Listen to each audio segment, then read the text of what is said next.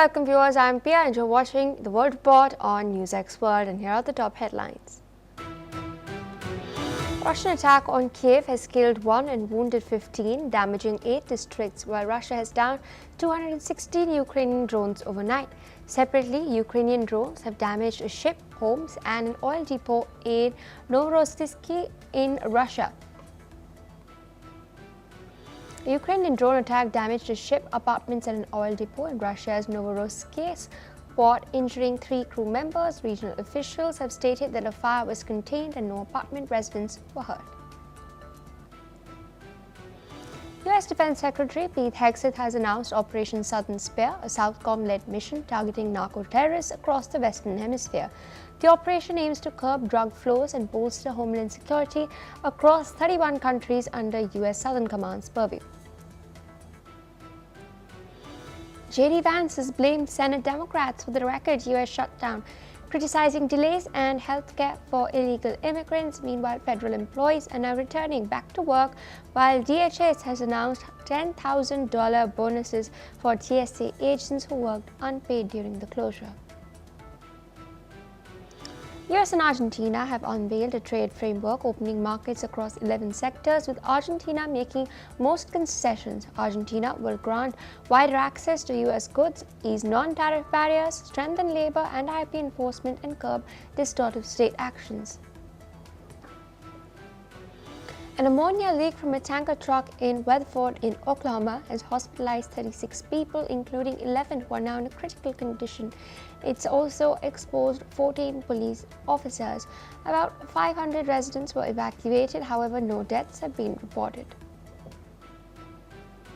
The United States has approved a potential $330 million sale of fighter jet spare parts to Taiwan, marking the first such transaction since President Trump took office. The Pentagon has stated that the sale aims to boost Taiwan's defense capabilities by maintaining the operational readiness of its F-16 and C-130 fleets. UNRWA Chief Philippe Lazzarini has warned that the agency faces a $200 million shortfall that will cripple services for millions of Palestinian refugees. He's urged states to pair mandate renewal with real funding after major donors cut support over unsubstantiated allegations. Well, viewers, those are the headlines and our top focus. According to Ukraine's State Emergency Service, a Russian attack on the Ukrainian capital Kyiv has left 1 person dead and at least 15 others wounded. Authorities reported on Telegram that the attack caused damage across 8 of Kyiv's 10 districts, impacting homes and infrastructure. In addition, the emergency service stated that more than 40 people have been rescued following the attack, as emergency teams now continue to respond to affected areas. Joining us on the broadcast is Major General Rajan Gochar, Senior Strategic and Defense Expert from New Delhi. Thank you so much for taking our time and speaking to us on NewsX World. We're continuing to see the aerial barrage, at least, targeting power grids in Ukraine, energy infrastructure in Russia on the other hand. But I also wanted to understand from you, as far as the front lines are concerned, the pincer strategy that Russia has adopted. How do you see this playing out in the winter months, especially when the ground is hard? It's very interesting actually question, because in the winter months the ground offensive will not be much of a consequence, as we have seen in the past. If you see the trend of the last 3 seasons of the war, it is very evident that in the winter months the strategy shifts to more of a rocket, missile and drones, and less of a ground offensive, because if you look at the terrain factor in Ukraine, and especially with the snow factor there, most of the areas are no-go for the offensive operation, including the armored columns. So I would like to believe that on a similar kind of a pattern as what we saw in the previous winter months, the way the campaign was launched by the Russians, a similar kind of strategy is going to be adopted. And most importantly, what Russia would like to do is target the energy centers, the power centers, the nuclear reactors, and all those places which are going to cause discomfort to the Ukrainians in the winter months. And especially when you see that uh, it is very important for the Ukrainians to keep themselves warm in the winter. So they would find these energy resources being targeted more frequently. On the part of Ukraine, I think they would need more of air defense resources now. Especially, I believe Zelensky is asking Trump time and again that he wants to be augmented with more air defense resources, because these are going to be at premium in the winter months if they have to protect the uh, missile strikes and the drone strikes. So I think that would be a strategy and a counter strategy. Ukraine going in for the more of air defense resources, and the Russians going in for a more missile power and targeting of uh, the energy related structures in Ukraine. Indeed, sir, requesting you to stay on with us as we're tracking further developments as far as this war is concerned. We're learning that Russian forces have stated that they downed more than 200 Ukrainian drones overnight, while Moscow's defense ministry has reported that air defense systems intercepted and destroyed 216 Ukraine unmanned aerial vehicles, including 66 over Krasnodar Krai and 45 over Saratov in southern Russia. Meanwhile, according to Russian officials, a Ukrainian drone attack damaged a ship, an apartment building, as well as an oil depot in the Russian Black Sea port of Novorossiysk. Now, the Krasnodar region's operational headquarters have stated that 3 crew members from the vessel were injured and taken to a hospital. Drone fragments also hit at least 4 apartments, breaking windows but not causing any further injuries. Meanwhile, fire at an oil depot in a transshipment complex was brought under control by emergency crews, and officials have stated that coastal structures were also damaged, whereas there was no immediate comment from Ukrainian officials regarding this. Still with us on the broadcast is Major General Rajan Kochar. So coming to the Ukrainian strategy itself, we've seen they've been employing the use of drones, and they use a barrage of drones at one point. And we've also seen recently that one of their drones ended up striking a region as far deep as 1,900 kilometers inside Russia. What do you make of the effectiveness of this particular strategy? Because they're, of course, looking at hurting the Russians as far as the energy infrastructure is concerned, and they're trying to basically put a halt on their exports of oil. A very good question. You see this strike on this port ship and oil transshipment facilities indicates that Ukraine continues to push operations deep into the Russian maritime logistic nodes, damaging a ship and a depot and things like that. It demonstrates a combination of the ISR capabilities, that is the capability to find targets and standoff strikes, because these drones have got loitering ammunition with them. And this loitering ammunition you can see is quite effective, because we also used it in Operation Sindhu. And what is pertinent here is that these drones are able to bypass layers of coastal defenses, because Russians have all along these areas, so wherever their ships are there and their oil depots are there, they have their own air defense elements there. So it is showing that Ukrainians have a capability now to bypass these air defenses, and especially when you use swarm drones, when drones come in huge numbers in hundreds and all, it's not possible for any air defense system to shoot down each and every drone, because the entire system gets saturated. This we actually saw with the Israelis also in the Iron Dome system, when the Iranians also came up with a similar kind of a strategy, and the Iranians were also able to cause much damage in Tel Aviv. So a similar kind of a strategy is being employed by the Ukrainians, where a number of drones are being launched, and and a possibility of strikes.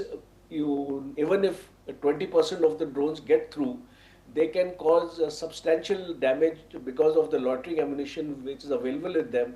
And what we are observing now is that Ukraine has got a high-powered drone in the sense that these drones are able to travel for long distance, as you actually mentioned, in excess of 1,000 kilometers. So it's not easy for a drone to travel such a long distance without getting Detected. detected. But here we are seeing it happen. So this is a very extraordinary capability which the Ukrainians are actually getting from the Russians and from their other NATO allies. So I think this would be quite a battle in the winters now. Indeed, sir. With that, I'd like to thank you for taking out time and, of course, putting all of this into perspective for our viewers. On that note, we're shifting focus to what's taking place in the Caribbean. The U.S. Department of Defense has announced a new military operation aimed at countering drug trafficking across the Western Hemisphere. Defense Secretary Pete Hegseth has revealed the operation called Southern Spear, which is led by a joint task force and the U.S. Southern Command. In a statement, Hegseth has emphasized that the mission's objectives are to remove narco-terrorists from the region, secure the U.S. homeland, and combat the drugs that are fueling the nation's ongoing opioid crisis. The operation will focus on South and Central America as well as the Caribbean. This comes amid increasing U.S. efforts to disrupt the flow of illegal narcotics into the country. With us on the broadcast is Ms. Shruti Dasgupta, International Affairs expert, joining us from New Delhi. Thank you so much for taking our time and speaking to us. We've also interestingly seen a statement from the Secretary of State, Marco Rubio. He slammed certain European nations, stating that the US's war against drugs is a national security issue, and that other countries do not decide international law. What do you make of this hardline stance that the US has adopted? Is this a mere ostensible reason that they're providing, or is there a larger game plan in motion? Well, US does have a drug problem, and taking it on is a good action, but they're not doing it within their water boundaries. They're doing it in international waters where international laws prevail, and they're breaking every one of them by just killing people off, drowning boats, killing people off without providing any evidence of the crime. So they themselves are acting like the giant bully in the seas, and just because there is no other nation willing to challenge them on these grounds, and the UN has taken a complete mum stance on it, it is a very difficult situation for all of the world. We are watching what happens when you give an unaccountable power in the hands of people who don't seem to follow the rule of law. So when they are kind of challenging the European nations and saying that it's an internal problem and they don't get to talk about it, they're basically not talking about whether the European nations are against drugs or not. They're telling the European nations that do not counter our strategies in the seas, whether they are legal or not. Imagine if something like this was done by, let's say, Sri Lanka, or let's say Myanmar, or even China for that matter. US would be down with a very big anvil on their head, asking them to preserve international laws and provide evidence and then take action within their boundary limits. But somehow these rules are not supposed to be applicable to US itself. So while I have sympathy for US and its drug issues, and I completely support all actions into countering the menace of drug abuse, right from peddling as well as supporting as well as generating and all of that. But I do not condone this effort that they have taken. They might call it Southern Spear, but how do they justify it? They're doing it in the Pacific. They did capture a couple of boats there where they have actual evidence. They are willing to capture the people alive, show you the cargo and get the boats down. But when it is in other regions like the Caribbean and other places, they do not show you any evidence. They're just simply shooting boats down. 80 deaths at the hands of US soldiers without any accountability for the same. So this is really, really alarming. The world should look with open eyes and see what it is really doing in those seas. Indeed, and speaking of the opioid crisis in the United States of America, we do note that the number one cause of death is fentanyl. And fentanyl, interestingly, a large quantity of it is manufactured in China. We have seen Donald Trump make statements, but have we really seen any concrete action against the Americans on that front, or are they treading very carefully as far as China is concerned, because they do need access to the rare earths, and that's why we've not seen as tough a response as we've seen in the Caribbean? Well, his last G2, and I'm putting it in quotes, G2 meeting in China, he did say that the Chinese government has promised to take into consideration the supply of precursor chemicals into manufacturing of fentanyl. And this is China's game. They're not really sending fentanyl out. They're just making sure that the cartels that do it have access to all the precursor chemicals at the cheapest possible price. And the human price of it is paid by the other Western nations. Of course, this is a flip on the opioid game which happened with China itself during its colonial times. So it is, they have kind of flipped the narrative on the West, and now the West is plagued by the China's opioid wars. Apart from this, they are not able to counter the Chinese dragon in any way, because it does have their jugular vein, and they're taking counter steps on it. US per se, they had asked Japan to accelerate their processes and get a hand on the rare earth market, as well as the other nations. So they're looking for places where they can kind of diversify their supply of rare earth elements as well as magnets, and get access to the technology that can help them break away from their inherent dependency on China. And hence they are unable to do anything until and unless Chinese government themselves promises to work on this problem with them. So they are kind of at the mercy of China as far as the fentanyl problem is concerned, and most of it is coming through the Pacific, and they are unable to counter China even there. So they are just targeting the minor nations, and without probable cause, without credible evidence, not just allegations, credible evidence. They are not showing you that the people that they're killing are actually drug cartels or boats that are pushing drugs into the USA. And this is a very, very sad state of affairs from a nation that is supposed to be the land of the free. Indeed, ma'am. Requesting you to stay on with us as we track further updates. We're now learning that Venezuelan President Nicolas Maduro has rallied thousands of young supporters in Caracas. He's condemned U.S. policies towards Venezuelan migrants and has warned of potential aggression by the United States. He also swore in new members of the ruling party's youth wing, calling for unity and resistance against imperialism. This particular rally follows his announcement of the 4,000th commune as part of a government push to expand local grassroots projects. Remember, on the 23rd of November, Venezuela will hold a national consultation for citizens to vote on community projects and strengthen popular power. Listen in to what Maduro had to say. Ahorita le quitaron el llamado TPS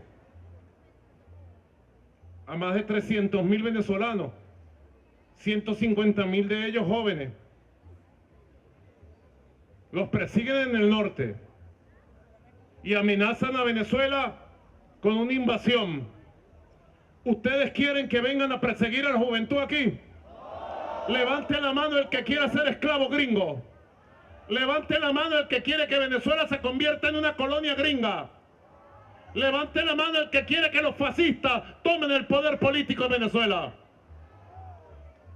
Levanten la mano el que quiere que esta república sea libre e independiente por siempre. El que quiere que esta juventud sea rebelde. Shifting focus to news coming in from within the United States of America. With the end of a record shutdown, federal employees are now returning to work across the United States as the country's federally funded initiatives slowly start resuming to full capacity. U.S. Vice President J.D. Vance has laid the blame squarely at the Senate Democrats, stating that Republicans wanted to pass the same exact funding bill that was agreed upon earlier this week, about 45 days ago. Vance also slammed the Democratic Party for seeking health care for what he's called illegal aliens, and that the American people will recognize this as a Democrat-enforced shutdown. Listen in. We could have struck this exact deal 45 days ago. In fact, we met with Hakeem Jeffries and Chuck Schumer and said, we will pass this exact deal. They said no. They put the American people through a ton of pain and suffering for nothing. Keep the government shut down indefinitely. I think the president recognized eventually the American people are going to recognize this is the Democrats doing this. The Democrats, I think, made a huge political mistake by continuing to push for all of these crazy things. Meanwhile, the Department of Homeland Security has released a statement emphasizing that the Secretary of the Department, Kristi Noem, will be announcing a bonus of $10,000 for TSA agents who stayed on the job unpaid for a month. Of course, we've seen the Senate Democrats, a couple of them, finally side with the Republicans in order to pass this bill. The matter then went to the House. The final tally was passed with 222 to 209. So with us on the broadcast is Ms. Shruti Dasgupta, International Affairs expert. A lot of interesting developments coming in from the US, not just in terms of the shutdown, but also in terms of the recent results we've seen as far as the gubernatorial and mayoral elections are concerned. There are some people who argue that yes, these were contested in Democrat strongholds, so Democrats were expected to win. But there's also been a lot of murmur that what we've seen with regards to the shutdown and these current results are a worrying cause because the midterms are slated to be held next year.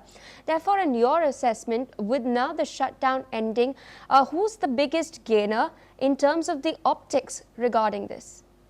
Well, the optics of it goes in the favor of Republicans and the Trump regime because they've managed to flip a few Democrats to vote in their favor without giving any concessions in terms of your medical benefits and other benefits that the Democrats were being very, very firm on to continue to fund the government. And by doing this, they have thumped their nose at the Republicans, the Democrats, and the Republicans now, those who voted against Trump, are going to see severe troubles in their future. And this is entirely going to be pinned because there have been no changes in the 45 days in this particular bill. It is going to be pinned completely. Whatever the people of America suffered is going to be pinned on the wall of Democrats' sins.